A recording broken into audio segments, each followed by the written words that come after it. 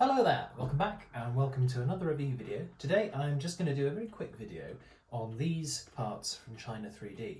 So we have the bridge, complete with wings and everything.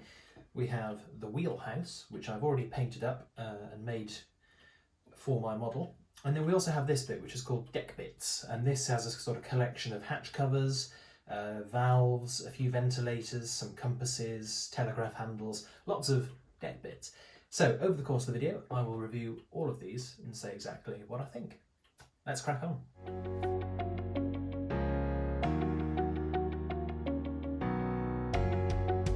Right, so we'll start off with this piece, which is the bridge wing. But what I'll do is I'll pop a white background down first, because it's hard to see through my William Morris tablecloth. So, this is the bridge piece. And it comes in three major sections. You've got the main bridge area here with the lovely little sort of swept wings of the bridge. Then you have the sort of weathered, weatherproof boxes at either end of the bridge on the wings. And these are separate pieces. And they also have the back sections which separate the bridge off from the officers' promenade. In addition, you get some life rings. 2 are attached and you've got multiple along the side, so you can add those to wherever they need to go on your model. There is also some sort of chest of drawers almost, which go inside the wheelhouse. And then these sort of square things with circles in the middle are weather shutters, and they were stored beneath the windows of the bridge. And in the event of really bad weather, you would put them up to protect the bridge. So this is the piece. And what I will now do is I'll show you exactly how to cut it out. I get a lot of questions from people saying, how on earth do you cut these things out? So I'll show you that now. So the first thing to note is I'm using a sharp blade and I'm heating it up. So one thing to know about that is that when you heat up the blade, it will blunt very quickly. These blades tend to be heat treated, and by heating them up yourself, you pretty much undo that process. So don't expect this blade to hold its edge. But to be honest, it doesn't really matter because you're not using the blade because of its razor sharpness. You're using it because of the heat. So what I would suggest doing is just have one blade that you use as a hot blade. When you're not using it for extracting from support material, just take it off and replace it with another blade. But blades are consumable things, but just don't expect it to last forever. The second thing I would say is help yourself out. You can see I've already taken the major bridge section off that I showed you in the previous time lapse. We now don't need this piece along here. So what I'm going to do is I'm just going to snap it off. Then it's out the way, and I've sort of helped myself out. I've given myself a lot more room to work. So I've got the hob on here. I've got a gas hob, so I can heat my blade up on that. And then what we're going to do is just going to get the blade and cut through those supports there. And it goes through like butter. And I'll start with the really delicate stuff.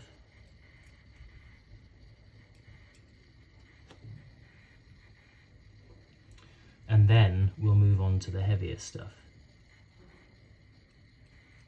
The sooner you can release the delicate stuff, the better, because any movement and these will break. So the faster you can get it away from this rigid support material, the better. So we'll get all of the delicate stuff off first.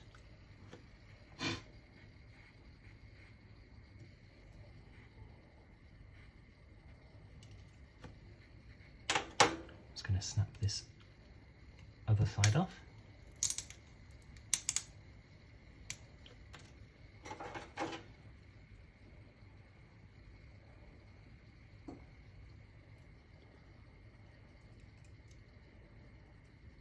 And I mean, I'm not really even applying any pressure here.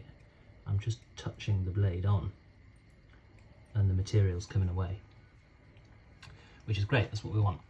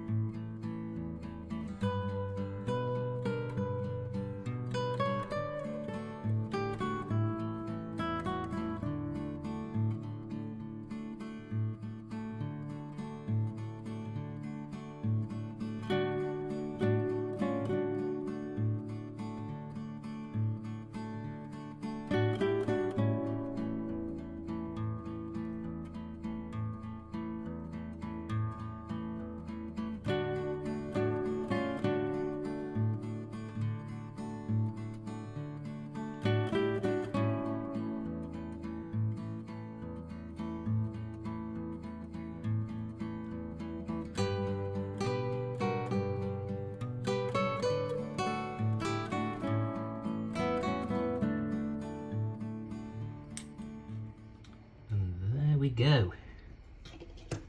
Beautiful. So, as you can see, we've got all of that stuff off, all of the interior too.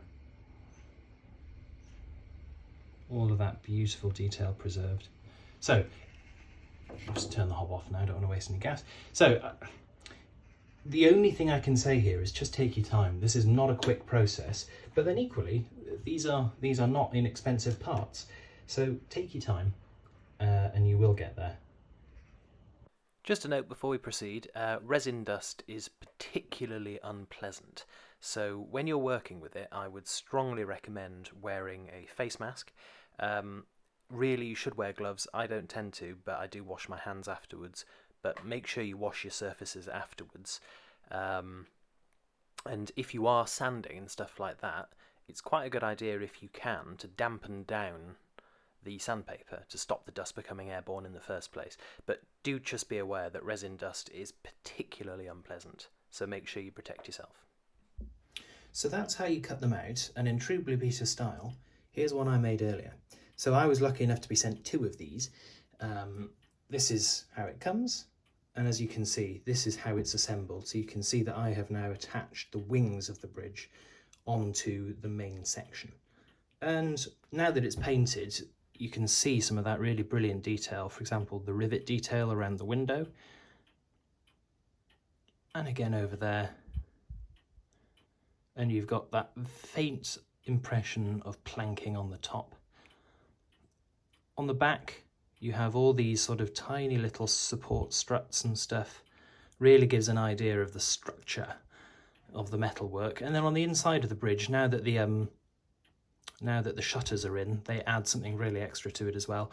And you also have a lot of the sort of equipment from the bridge as well. Devices to show you, the list on your ship and so on. So it's a really, really nice piece, and certainly there is a huge amount of detail here. And as you might expect, it is a huge improvement over the Trumpeter offering.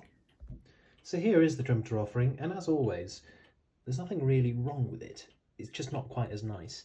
And there's subtle little things which I think set the two things apart. So, for example, the wooden sort of balustrade on the top of the bridge wing, that is actually wider. You can see it overlaps the edge of the bridge, and it gives the impression that there is a slab of wood there. On the Trumpeter one, that's just flat.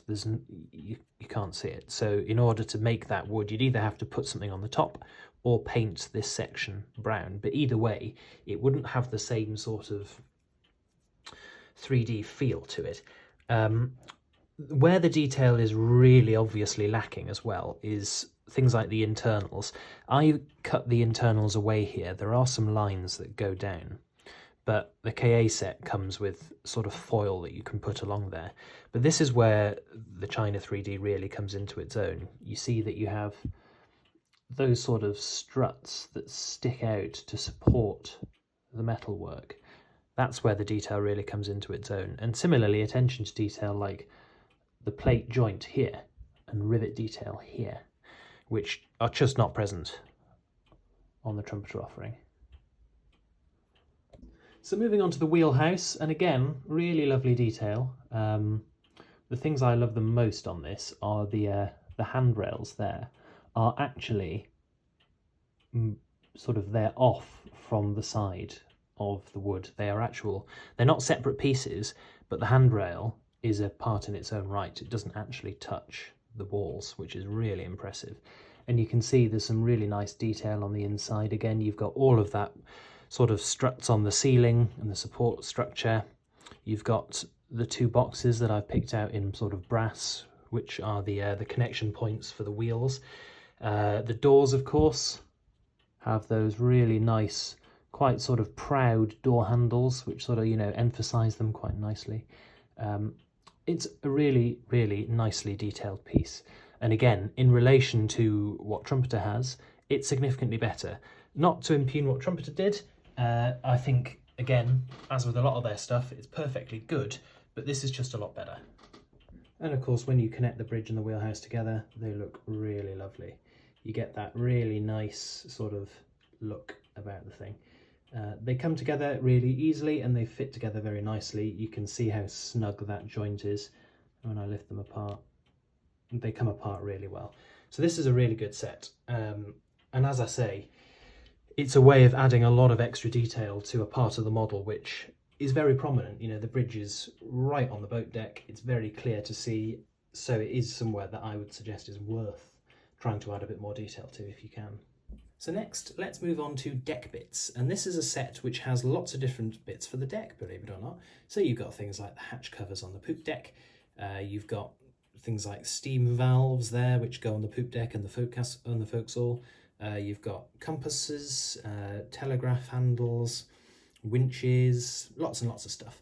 And obviously, I can't really show all of this in one video because, well, these bits go all over the place. But what I will do is I'll show you the bits that I have already done, which are going to be on my bridge. So I'll show you those in a bit more detail in a second. But a few things I just want to point out. I like this set. It's intelligently designed. They put this sort of structure around the outside, which just provides a bit of protection for the delicate things inside. That's sensible to me. Also, there's a generous amount of spares here. And of course, these things are tiny. This is my thumb. So you look at how big these things are in comparison. They are minuscule. And you're bound to damage something at some point. No matter how careful you are, you will break something.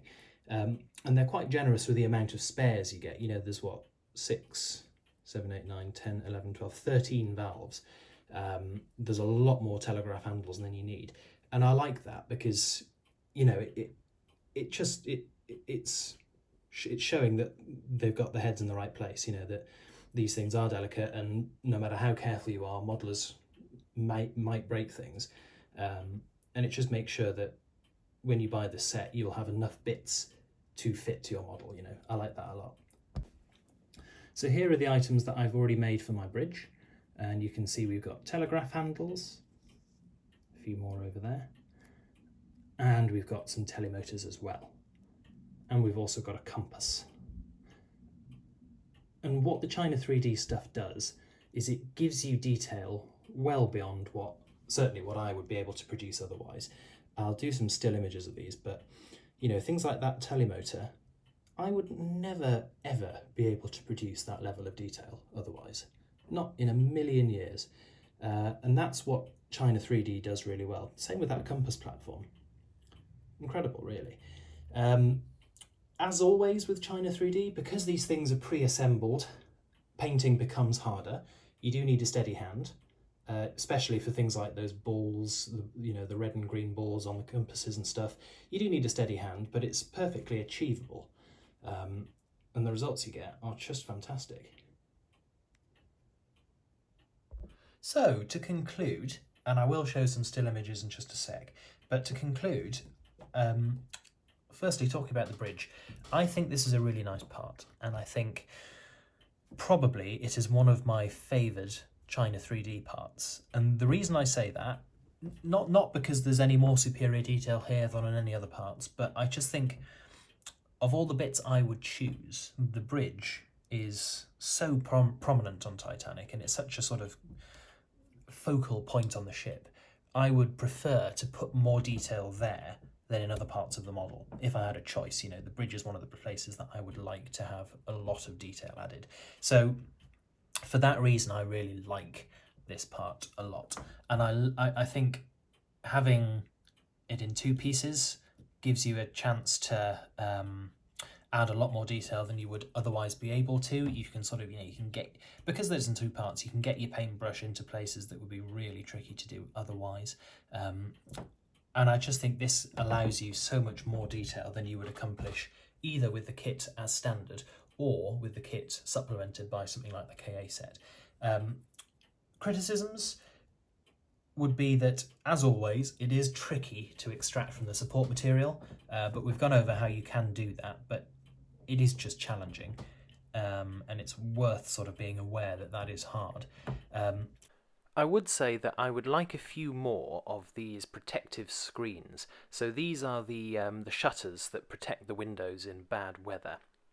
And in total, you need 10 to decorate your bridge properly. And the kit provides you with 10, which means that if you break one, you're really a bit scuppered. Unbelievably delicate. They're very, very thin, as you can see. And you have to cut off all the support material at the back and then on the bottom. And in getting my bridge done, I actually snapped two in half and had to glue them back together, so I only just had enough to get the bridge done. And I sort of feel like with a lot of the other sets, China 3D is very good at giving spares, and I'd like to see a few more of those, because it's not beyond the realms of possibility that you could be unlucky and you could snap 3, and then you're in trouble, you know. Otherwise, though, I can't really think of any other criticisms. These are, as always, superbly detailed and very well thought out. So on to deck bits now, and I don't really have any criticisms of these parts, really. The detail is, as you might expect, astounding. And I think what this does is it allows modelers to get incredible detail into their models with relative simplicity. You know, extracting these parts from the support material is not actually as hard as some of the other bits from China 3D. Painting, it is hard, you need a steady hand, but that's something that you can work on. But what it allows you to do is have some genuinely breathtaking detail. Things like that telemotor are so intricate, and the ability to put that on your model is wonderful, and it's something that I don't think would have been possible a few years ago. It's only really now that 3D printing has become as good as it has that we have that capability. So this set, I think, is absolutely superb. So there you have it, and we'll now finish with some still images of the 3D prints.